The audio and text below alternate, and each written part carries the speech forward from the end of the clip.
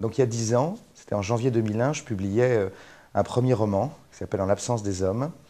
Et voilà, j'étais comme on est toujours quand on publie un premier roman, un peu fébrile et n'attendant pas grand-chose, parce que je me disais, voilà, je suis un parfait inconnu, ce livre va passer inaperçu. Et puis à ma grande surprise, parce que le hasard parfois fait bien les choses, ce livre a connu un petit retentissement, critique d'abord, public ensuite.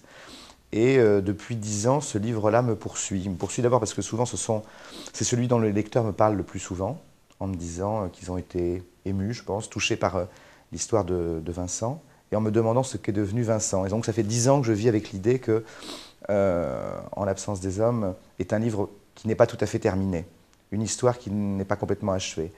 Alors elle se passait en 1916, cette histoire, au cœur de la Première Guerre mondiale, et il y avait là un jeune homme de 16 ans, Vincent de l'Étoile, qui au même moment faisait deux rencontres. La première, c'était avec un écrivain considérable et vieillissant, une idole du faubourg qui s'appelle Marcel Proust.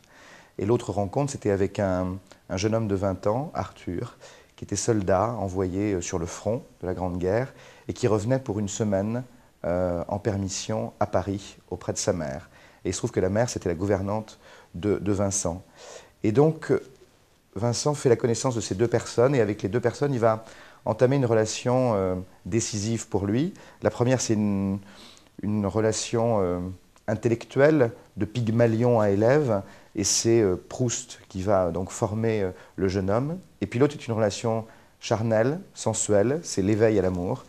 Et donc voilà, L'absence des hommes, ça raconte cette éducation sentimentale qui se termine évidemment très mal, parce que maintenant qu'on sait un peu comment je fais mes livres, on sait qu'ils se terminent tous très mal.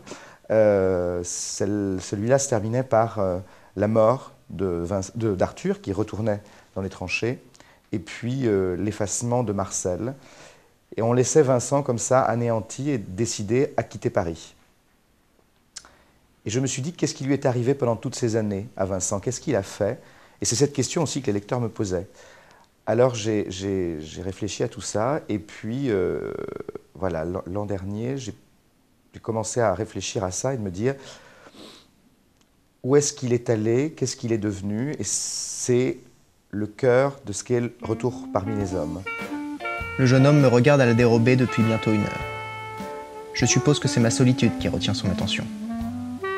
Il faut avouer que je dois offrir un spectacle bien étrange, assis, là, comme ça, à une table du Balbulier, avec pour unique compagnie une pinte de bière qu'un serveur compréhensif vient remplacer dès qu'elle est vide, et un paquet de cigarettes dans lequel je pioche consciencieusement.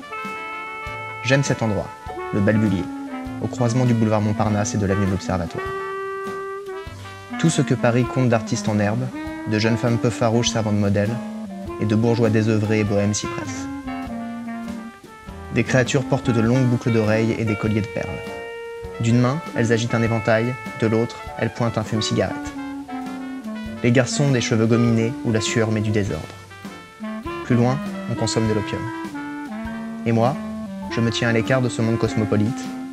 Tel un spectateur au théâtre, je me contente de l'observer, intrigué et circonspect. Je suppose que mon isolement, en marge de la fête, a quelque chose d'arrogant et de pathétique. On est en 1923, maintenant, 7 ans plus tard, et Vincent revient à Paris. Vincent revient à Paris parce qu'il y a été ramené, presque de force, après 7 années d'exil. Ces 7 années d'exil, elles se sont passées d'abord en Italie, puis en mer Rouge, puis en Afrique, ensuite vers l'Orient, et puis à un moment, il comprend qu'il faut vraiment partir encore plus loin, avec l'espoir que c'est l'exil qui réglera la question de sa souffrance, la question de sa douleur. Il va donc partir en Amérique et découvrir le New York des années 20, des années folles, du retour à la vie, et il va essayer d'inventer une nouvelle existence là-bas. Sauf qu'en fait, les exils ne règlent rien, sauf que c'est pas parce qu'on va ailleurs qu'on va mieux, et un jour, donc, il rentre en France, il rentre à Paris. Paris est une ville qu'il ne reconnaît pas, parce qu'il avait quitté une terre suppliciée, une ville sous le joug de l'ennemi, et puis il retrouve tout d'un coup une ville qui vit, qui s'amuse, qui tente d'oublier justement dans la légèreté et la désinvolture les années de plomb. Et lui, il n'est pas certain de trouver sa place, et puis il va faire une rencontre qui précisément va peut-être lui faire prendre conscience qu'il a sa place à Paris. Cette rencontre, c'est celle d'un jeune homme, un peu curieux, décalé, un peu fou, un peu chien fou, qui a 20 ans et qui vient de publier un premier roman. Et cette rencontre, pour lui, elle est tout d'un coup comme à la fois une renaissance et aussi un retour à ce qu'il a connu, puisqu'au fond, le jeune homme qu'il rencontre est la synthèse chimiquement pure de Marcel et d'Arthur. Il emprunte à Marcel l'écriture, il emprunte à Arthur la jeunesse. Et là, tout d'un coup, quand on est face à ça, qu'est-ce qu'on fait? Et c'est tout l'enjeu de Retour parmi les hommes, c'est est-ce qu'on construit un avenir sur les cendres du passé? Est-ce que, quand tout d'un coup on est face à quelqu'un qui a une sorte de réincarnation angélique de ce qu'on a vécu, est-ce qu'on peut aller de l'avant? Sauf que le malheur n'est jamais loin, ni dans la vie, ni dans mes livres d'ailleurs, et qu'il y a une menace qui pèse sur ce jeune homme. Et donc leur relation va être, là aussi, comme dans l'absence des hommes, vécue sous la menace de la disparition, la menace de la séparation. Et ces deux enfants du siècle, c'est-à-dire à la fois le jeune écrivain de 20 ans et le jeune homme revenu d'exil, ces deux enfants du siècle-là, est-ce qu'ils vont survivre à la malédiction qui pèse sur eux? C'est l'enjeu de Retour parmi les hommes.